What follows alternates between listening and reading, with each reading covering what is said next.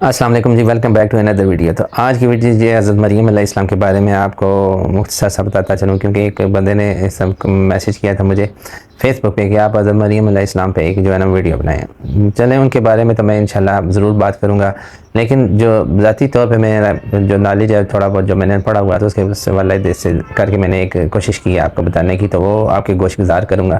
حضرت مریم رضی اللہ عنہ کا جو ہے نا، حضرت مریم علیہ السلام کا جو ہے نا بیسیکلی یہ بھی بہت ہمارے لیے ایمان افروز واقعات ہیں، کیونکہ ہم سیکھتے ہیں، ہر نبی ہر پیغمبر جو پیچھے گزرے ان کے لیے نصیحتیں، ان کی زندگی کا پڑھنا آپ کے لیے اپنی زندگی میں آسانیاں اور تکلیفوں سے نجات ہوتی ہے۔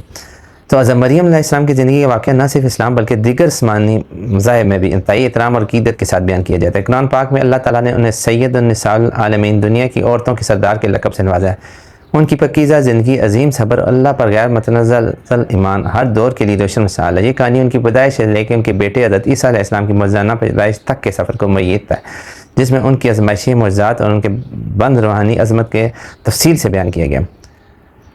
حضرت مریم علیہ السلام کی والدہ کا نام جو تھا وہ حنا تھا، جو بنی اسرائیل کی نیک و متقی خاتون تھی۔ حنا اور ان کے شوہر عمران دونوں اللہ کے مقرب بندے تھے، لیکن وہ بے اولاد تھے۔ ایک دن حنا نے درخت کے سائے میں بیٹھ کے اللہ سے دعا کی، اے میرے رب، اگر تو مجھے نیک اولاد عطا فرمائے گا تو میں اسے تیری راہ میں وقف کر دوں گی۔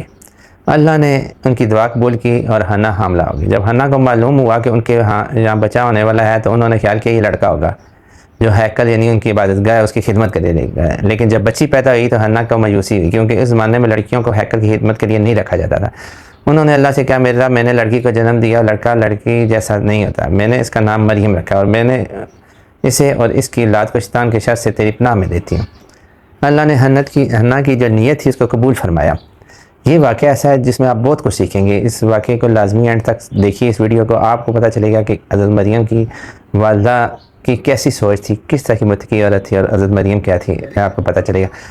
اللہ نے حنا کی نیت کو قبول کیا اور مریم کو ایسی پاکیزہ شخصیت عطا کی کہ وہ ہیکل کی خدمت کے لیے منتخب ہوگی۔ اس زمانے کے نیک عالم اور نبی حضرت زکریا علیہ السلام نے ان کی کفالت سنبھالی اور مریم ہیکل میں رہ کر عبادت اور تلاوت میں مصروف رہتی تھی۔ حضرت زکریا علیہ السلام جب مریم کی پرورش کے لیے ہیکل آتے تو انہیں ہمیشہ کچھ نہ کچھ غیر معمولی چیزیں نظر آتی، مثلا سردیوں میں گرم پھل، انار، انگور، اور گرمیوں میں ٹھنڈے پھل، خربوزے، کھجورے مریم کے پاس موجود ہوتے۔ جب انہوں نے مریم سے پوچھا کہ یہ رزق کہاں سے آتا ہے تو مریم نے جواب دیا، یہ اللہ کی طرف سے ہے، وہ جسے چاہے وہ بے حساب رزق عطا فرماتا ہے۔ یہ معجزات دیکھ کے حضرت زکریا علیہ السلام نے اللہ سے دعا کی کہ انہیں بھی نیک اولاد عطا فرما، چنانچہ اللہ تعالیٰ نے انہیں حضرت یحییٰ علیہ السلام جیسا بیٹا نوازا۔ جب مریم جوان ہوئی تو وہ ہیکل سے الگ ایک مشرقی حجرے میں رہنے لگی۔ ایک دن جب وہ تنہائی میں عبادت کر رہی تھی تو اچانک اللہ کے فرشتے نے ان کے پاس بھیجا، اللہ نے فرشتے کو ان کے پاس بھیجا۔ قرآن پاک نے اس واقعے کو یوں بیان کیا، اور وہ وقت یاد کرو جب فرشتوں نے کہا، اے مریم، بے شک اللہ نے تمہیں منتخب کیا اور تمہیں پاک کیا ہے، تمہیں دنیا کی تمام عورتوں پر فضیلت دی۔ اے مریم، اپنے رب کے سامنے عاجزی اختیار کرو، سجدہ کرو، رکوع کرنے والوں کے ساتھ رکوع کرو۔ سورہ آل عمران آیت 42 اور 43 ہے جو میں آپ کو بتائیے۔ اس کے بعد ایک اور موقع پر فرشتے حضرت جبرائیل علیہ السلام نے ان کے سامنے انسانی شکل میں میں تمہارے رب کا بھیجا ہوا ہوں تاکہ تمہیں ایک پاکیزہ لڑکا عطا کروں۔ مریم نے حیران ہو کر پوچھا، میرا کوئی شوہر نہیں ہے اور نہ ہی میں کوئی بری عورت ہوں، تو یہ کیسے ہو سکتا ہے؟ فرشتے نے جواب دیا، ایسا ہی ہوگا، تمہارا رب فرماتا ہے کہ یہ میرے لیے آسان اور عام سے لوگوں کے لیے نشانی اور اپنی رحمت بنائیں گے۔ حضرت سورہ مریم کی آیت نمبر 16 اور 21 ہے یہ، اگر چاہیں تو آپ اس کا مطالعہ کر سکتے ہیں۔ حضرت مریم علیہ السلام نے شدید آزمائشوں کا سامنا کیا۔ جب درد ازاں شروع ہوئے تو وہ ایک ویران جگہ پر ایک خشک کھجور کے درخت کے پاس پناہ لینے پر مجبور ہوئی، تو وہاں انہوں نے درد اور تنہائی کے عالم میں اللہ سے فریاد کی کہ کاش میں اس سے پہلے مر گئی ہوتی اور بولی بسری ہو کر رہ جاتی۔ سورہ مریم آیت 23۔ اس وقت فرشتے نے بھی انہیں تسلی دی اور کہا کہ نیچے سے پانی کا چشمہ جاری ہو گیا ہے اور کھجور کے درخت کو ہلاؤ تو تازہ کھجوریں گر پڑیں گی۔ اللہ کے حکم سے حضرت عیسیٰ علیہ السلام نے معجزانہ طور پر پیدا ہوئے۔ مریم نے بچے کو گود میں لے لیا اور اپنی قوم کی طرف لوٹنے لگی۔ جب مریم اپنے بیٹے کے ساتھ قوم کے پاس پہنچی تو لوگوں نے ان پر سخت الزامات لگائے، اے مریم، تم نے تو بڑی عجیب باتیں لے کر آئی ہو، اے ہارون کی بہن، نہ تمہارا باپ برا آدمی تھا نہ تمہاری ماں بدکار تھی۔ مریم نے کوئی جواب نہیں دیا اور صرف بچے کی طرف اشارہ کیا، اور لوگوں نے کہا، ہم شیر خوار بچے سے بات کیسے کر سکتے ہیں؟ اتنے میں حضرت عیسیٰ علیہ السلام نے مجھے ذاتی طور پر بولنا شروع کر دیا، بے شک میں اللہ کا بندہ ہوں، اس نے مجھے کتاب عطا کی ہے اور مجھے نبی بنایا ہے۔ یہ معجزہ دیکھ کر لوگوں نے اپنے الزامات واپس لے لیے اور مریم کی پاک دامنی ثابت ہو گئی۔ قرآن پاک میں حضرت مریم کو صدیقہ، سچائی کا پیکر کہا گیا۔ ان کی زندگی کا ہر لمحہ اللہ کی عبادت اور ان کے حکم کی پیروی میں گزرا۔ وہ ہمیشہ پردے میں رہتی تھی، غیب پر ایمان رکھا اور دنیاوی لذتوں سے دور رہی۔ ان کی وفات کے بارے میں قرآن پاک خاموش ہے، لیکن روایات کے مطابق وہ اللہ کی خاص نعمت کے ساتھ اٹھا لی گئی۔ اس جو حضرت مریم علیہ السلام تھی وہ اللہ پر توکل کا ان کا اعلیٰ نمونہ تھی، عفت و پاک دامنی کا وہ اعلیٰ نمونہ تھی، اور صبر کی وہ ایک عظمت عمدہ مثال تھی۔ آزمائشوں کے باوجود ان کا ایمان ڈگمگایا نہیں ہے، وہ اپنے ایمان پہ قائم رہی ہیں، اپنی بات پہ قائم رہی ہیں۔ حضرت مریم علیہ السلام کی سیرت پر مسلمانوں کے لیے مشرہ ہے۔ ان کی زندگی سے ہم سیکھتے ہیں کہ اللہ کی رضا کے لیے دی گئی قربانیاں کبھی رائے گاہ نہیں جاتی ہیں۔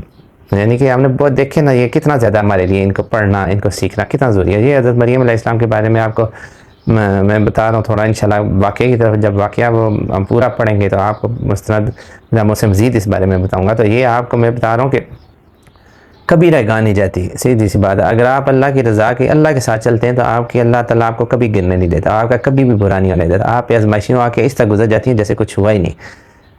حضرت مریم کا نام آج بھی عزت احترام کے ساتھ لیا جاتا ہے، اور قیامت تک آنے والی نسلیں ان کی عظمت سے ان کو سلام پیش کرتی رہیں گی۔ اللہ نے مریم کو اس وقت کے لیے مثال بنا کر پیش کیا جب اس نے اپنی بات سچ کر دکھائی کہ وہ اپنے رب کے احکام اور کتابوں کی تصدیق کرنے والی تھی، اور وہ فرما برداروں میں سے تھی۔ سورۃ تحریم میں آیت نمبر 12 ہے۔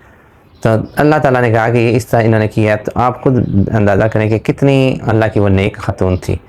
تو انہوں نے اب ان کی زندگی پہ اس سے زیادہ مزید اور کیا بات کی جا سکتی ہے، کیونکہ اللہ کے جو نیک بندے ہوتے ہیں، جو ان کے پیغمبر ہوتے ہیں، ان کو آپ ان کی زندگیاں جو ہوتی ہیں وہ ایک نمونہ ہوتی ہیں، بیسیکلی اپنی قوموں کے لیے ایک نمونہ ہوتی ہیں۔ وہ جو کچھ کرتے ہیں اللہ کے حکم سے وہ کرتے ہیں، ان کے اللہ تعالیٰ ان کو اس طرح ڈال دیتا ہے کہ وہ اللہ تعالیٰ کے چلتے پھرتے اللہ کی طرف سے ایک نمونہ ہوتے ہیں۔ ان کی ایک ایک عادات کو آپ پکڑ کے اپنی زندگیوں کو بہتر کر سکتے ہیں۔ لیکن وقت تھی وہ قوم میں جو کہ اپنے پیغمبروں کو جنہوں نے جھٹلایا، جنہوں نے اپنے پیغمبروں کی سچائیوں کو جھٹلایا اور ان کی سچائیوں کو اگنور کیا، اور ان پہ ایمان نہیں لے کے آئے، اور وہ اللہ پہ ایمان نہیں لے کے آئے، پھر ان پہ عذاب آئے، پھر اللہ نے ان کو تباہ و برباد کیا۔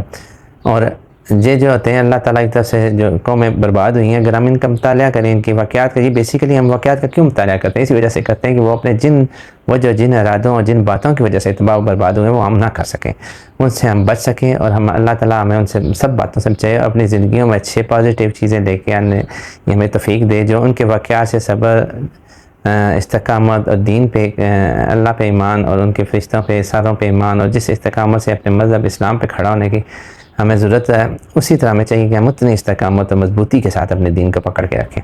اور اللہ تو خود قرآن پاک میں کہتا ہے کہ اللہ کی رسی کو مضبوطی سے تھام لو، اور فرقوں بازیوں میں تفرقے میں نہ پڑو بھائی۔ تو آج کل آپ دیکھ لیں، ہر انسان اپنا اپنا فرقہ لے کے بیٹھا ہوا ہے، ہر انسان اپنی اپنی بات لے کے بیٹھا ہے، جو نہیں مانتا وہ اس سے اختلاف اس طرح ہو جاتا ہے، کوئی جانی ہوتا ہے، لوگ لڑ پڑتے ہیں، مر جاتے ہیں اس کے بعد یہ پیچھے، جبکہ اسلام تو ہمیں ایسی بات نہیں سکھا رہا۔ آپ کبھی مطالعہ تو کر کے دیکھیں، اپنے پیغمبروں کو، اپنے نبیوں کو، اپنے اولیاء اکرام کو کبھی آپ پڑھیں، آپ کو پتہ چلے گا انہوں نے کبھی ایسی کوئی بات نہیں ہمیں سکھائی۔ ہم کس راستے پہ چل پڑیں، اللہ تعالیٰ ہم سب کو ہدایت دے اور سیدھے راستے پہ ہمیں چلائیں۔ اگر آج کی ویڈیو آپ کو اچھی لگی ہو تو لائک اینڈ شیئر کر دیں، اور چینل کو لازمی سے سبسکرائب کر دیں۔ ملتے ہیں نیکسٹ ویڈیو میں جی، اللہ حافظ۔